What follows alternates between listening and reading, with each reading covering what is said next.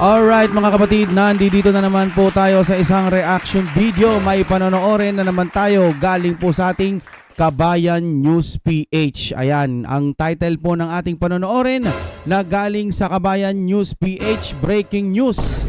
INC, pinaghahandaan ng malawakang rally. BP Sara Duterte suportado ng mga politiko. Yung mga kaalay o yung mga kaanib, mga kapatid, gaano po ito katotoo? Simulan na po natin, pero syempre, bago ang lahat, kapag ikaw ay babagal-bagal ang inyong internet, nandito na po ang fiber niya. Dito pala, no? Bagong format kasi tayo ng pagbablog. Ayan, no? Ang fiber ni Juan, mga kapatid, 50 Mbps, 999 na. Kapag mabagal-bagal na sa inyo at al pakiramdam nyo, wala nang kwenta internet nyo. Ayan, dyan na kayo sa fiber ni Juan. Okay, simulan na po natin ito. Anong meron dito mga kapatid? Sorry. Bagong-bago talaga no?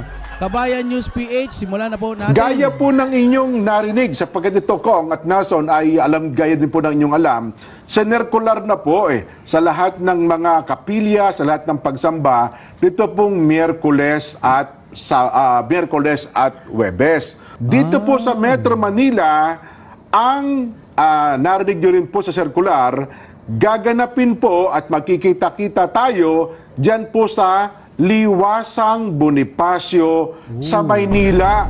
Mga kabayan, trending at pinag-uusapan ngayon sa mundo ng social media ang napipintong rally o malawakang pagtitipo ng isang religious group na Iglesia ni Cristo, kung saan ay nakatakdang ganapin ito sa darating na January 13 ngayong taon dyan po sa Liwasang Bonifacio sa Maynila. Ayon sa isang impormasyon na kasapi ng Iglesia ni Cristo, pinaghahandaan na ng grupo ang kanilang gagawing pagtitipon para suportahan at pigilan ang planong impeachment o pagpapatalsik sa pwesto dito kay Vice President Inday Sara Duterte. Ayon sa impormasyon, dadaluhan ito ng milyon-milyong miyembro ng Iglesia ni Cristo, kasama na ang ilang grupo, partikular ang mga taga-suporta ni VP Sara Duterte. Nag-compute ako kagabi kami, baka umabot ng 3 milyon. Ang dami nun. Dami. Diba? Sa rally Iglesia ni Cristo, naghahanda na pala, January 10 pa lang. January 9 kasi, di ba, yung piyesta ng Nazareno. After 9-10, doon sa mga lugar na yon, maghahanda na. Baka sabi, may mga pakain daw ng mga Alam nyo kung 3 million, iisipin mo na yung ganong kadaming tao. Napaka-epektibo no, na parang pamamahayag na bawal, wag nyo nang ituloy. Kasi sabihin man nila na sinusuportahan nila yung sinabi ni PBBM na wag i-impeach si Sara, parang opinion niya, no? Pero parang gano'n na rin kasi. Kumbaga, i-convert mo na lang sa tunog na sinusuportahan namin si BP Sara. Kasi gusto namin si BP Sara, ayaw namin siyang mapatalsik. Binoto ba naman niya ng ating INC, di ba? Partner silang dalawa niyan eh. Yung mga umaaligid po kay PBBM, hindi naman kasama sa eksena eh. PBBM at Marcos nga lang sana eh. Nag-iba nga lang kasi ang ihip ng hangin. Di ba? Gaano ito katotoo? 3 million? Kinumpute daw ayon si member, ready na. Ay, nako, magkakaalaman kung gaano ito katotoo. Nako, napakalaking rally to. burger, bubuhos, tapos yung mga tent doon, mga portalet. Ang dami ng portalet na ilalagay doon. Talagang pinaghandaan, hindi yung basta mag-rally ka tapos iiwan mo madumi ang kalsada. Hindi. May mga tinalagyan na daw na maglilinis, may mga media na, may mga tent na, tsaka may mga, hindi ngayon, gagawin pa lang. Maganda. Ganon, ka-organize talaga, Iglesia ni Cristo talaga. Kada kilos nila sa kanila aktibidad, pinaghahandaan nila. Dahil sa malawakang rally, tinatayang magiging history ito sa kasaysayan ng Iglesia ni Cristo dahil sa kanilang paghahanda at pag-organisa. Inaasahan din daw ang pagdalo ng iba't ibang grupo ng mga politiko na handang sumuporta laban sa mga Duterte. At posibleng magamit din ang Iglesia ni Cristo sa kanilang pangangampanya sa darating na eleksyon. Sabi niya, history daw to eh. Wala pa nangyayari na ito. Yung 2015 nangyari yung biglaan lang yun. Sa EDSA ata yun. Hindi pa organize yun masyado. Ito, i-organize talaga total. Ibig sabihin, labis na pinaghahandaan at pinag-aanyaya ng Iglesia ni Cristo sa hindi nila kapanampalataya. Kahit sino pwede sumama. Ang sinasabi ng marami, ang marami sasama nito mga politiko. Tsak daw yan. Kasi siyempre, mga politiko, alam naman nyo, prangkahan na, rito ka na tayo. Ha? Sa akin, sorry, ito, opinion, ha? Sa akin naman, opinion ko lang din ano kaya ang maitutulong nito? Pag ba nakita nila na ganito kadami, kailangan ba talagang hintayin na ganito ang gagawin ng Iglesia ni Cristo para lang masunod na wag i-impeach si BP Sara? At kung ito man yung pagkakataon na masusunod ang mga Iglesia ni Cristo, susunod nga kaya talaga yung mga gustong magpatalsik kay BP Sara? Sa akin, ayoko mawala si BP Sara kasi si BP Sara po talaga o ang mga Duterte, nakita naman natin talagang meron silang resibo kapag ka po sila ang naupo. Ibig sabihin nararamdaman at nakikita natin yung pagbabago na hindi ibinabalita ng mga bias media. Ganun lang naman yun eh. Okay, tingnan natin ulit. Gaano ito katotoo? Ahabol ng boto sa darating. Pag January na ngayon, konting February, eleksyon na. February, March, April, wala na silang time. Ayan ang pagsasamantala, ayan na ang sinasamantala na nila sa botohan na siyempre, pabango sila sa iglesia, maaaring sumama ang mga politiko dyan sa gagawing rally. Ano ang masasabi mo dito, kabayan? Isa ka rin ba sa mga nakahandang sumuporta sa gagawing pagtitipon ng Iglesia ni Cristo? Alam mo kung yung mga taga Mindanao na Iglesia ni Cristo, mga taga Visayas na Iglesia ni Cristo, baka hindi lang 3 million yan. Baka yung 3 million na yan, dyan lang po sa Luzon. Ay, may sinabi ba kanina Luzon, Visayas, Mindanao? Kasi kung sa Iglesia ni Cristo lamang ay may 3 million dyan sa Luzon, paano pa kaya sa Visayas tsaka Mindanao? Kung may budget lang ho sana papuntang Manila at doon po sila, lagpas-lagpas siguro yan. Tapos sasamahan pa ng 9 million ng mga taga KOJC. Isipin mo yon Tapos meron pang mga Katoliko. Sa totoo lang, marami ding mga Katoliko na naniniwala po sa mga Duterte. Ito po yung gustong-gusto ko mga kapatid Marami pong mga Katolik na ayaw sa Duterte, pero mas marami pong gusto sa mga Duterte. Bakit kanyo? Nasaan na kaya yung mga dilawan na ayaw po sa Marcos? Sana naman po gusto din nila, Depende na lang. Depende na lang kasi nakikita ho natin, tahimik po sila Dapat pag may nakikita silang rally na ayaw ipababa si BP Sara, di sana man lang nandiyan sila, Kasi isusuportahan sana nila, oo nga pala, Ayaw din pala nila kay PBBM, yung mga dilaw. Pero yung mga dilaw na yan, wala, basta dilaw yan.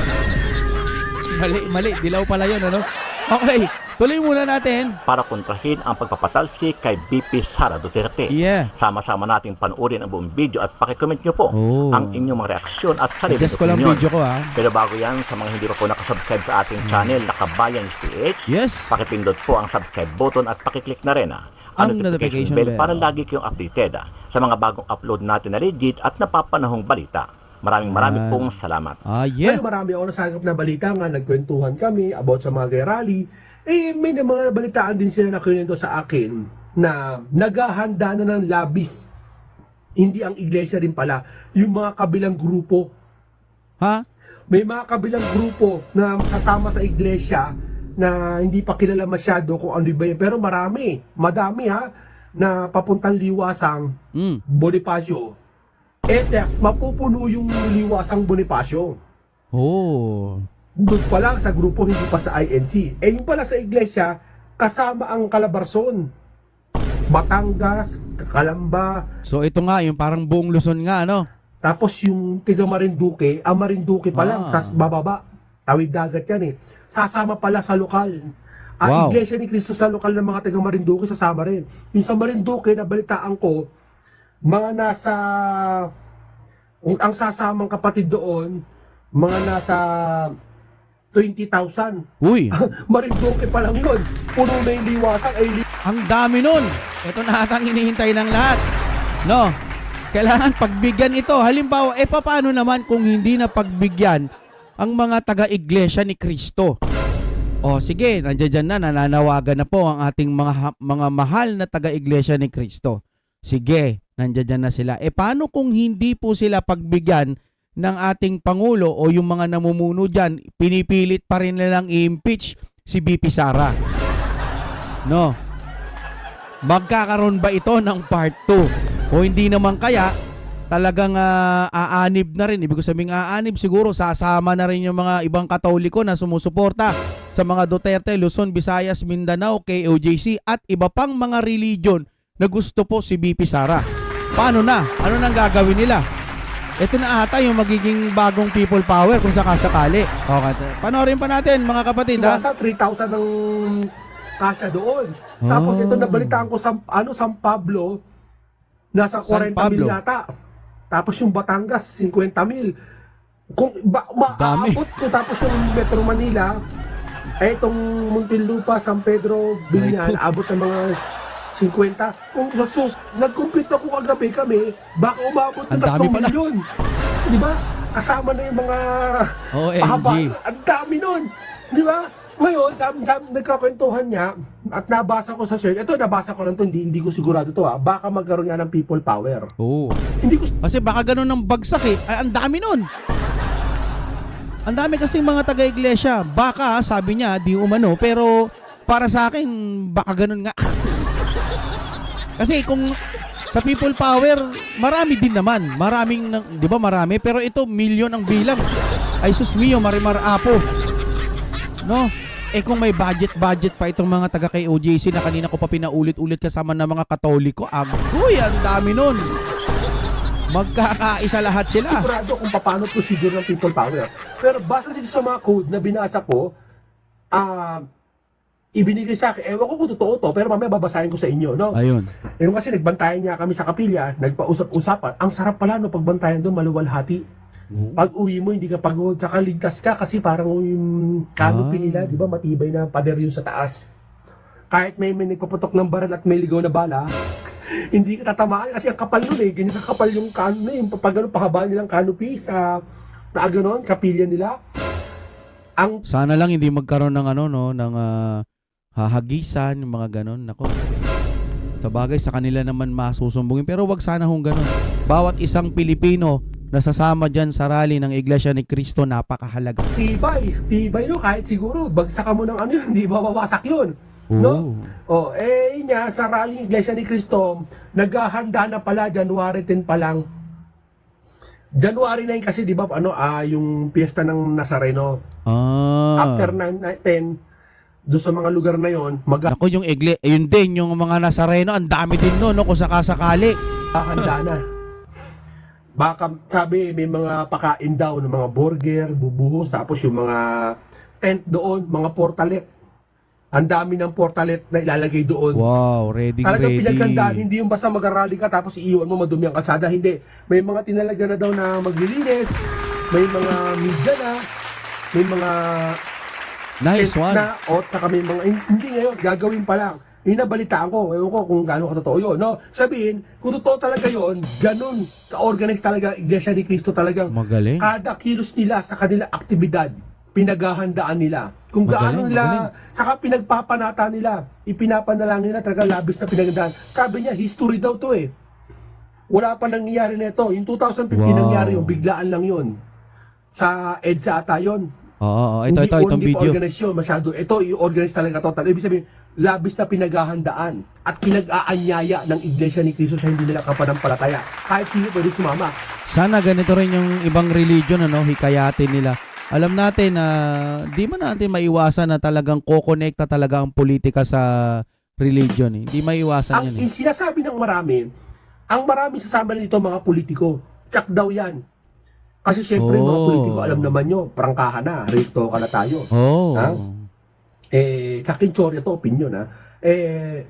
Ahabol ng boto sa darating. Pag January na ngayon, konting February, eleksyon na. May February, na. March, April, wala na silang time. Ayan ang pagsasamantala, ayan na ang sinasamantala na nila sa botohan na siyempre, pabango sila sa iglesia, maaaring sumama ang mga politiko dyan sa gagawing rally. Maraming politiko sasama. Baka buong Pilipinas ng politiko bumaba at sumama dyan. Kung pwede nga lang no. Yung mga taga Mindanao. Ako talagang gustong-gusto ko yan, yung mga Mindanao tsaka Visayas na sumusuporta sa mga Duterte. Luzon lang kasi pero kung magpapakita po kahit online lang, pati Visayas tsaka Mindanao, mayayanig tong si mahal nating presidente, ano. Kasi sa liwasan natin, bino mo Calabarzon pati ata North, dyan pupunta eh. Wow. South, dyan pupunta. Wow. Ayun nga, isa ka gagawin iba't ibang lugar, no?